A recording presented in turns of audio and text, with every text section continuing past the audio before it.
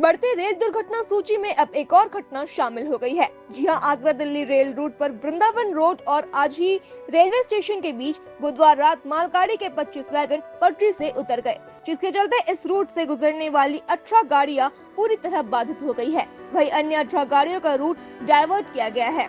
3 गाड़ियों का आंशिक निरस्तीकरण किया गया है। वहीं मालगाड़ी के चालक और गार्ड सुरक्षित है, साथ ही किसी प्रकार की जानमाल की हानि नहीं हुई है। इंजन के 4 वैगन के बाद से डिब्बे पलट गए हैं। आपको बता दें कि घटना के चलते मालगाड़ी के डिब्बों ने 4 लाइनों से 3 में लाइनों को बाधित कर दिया है।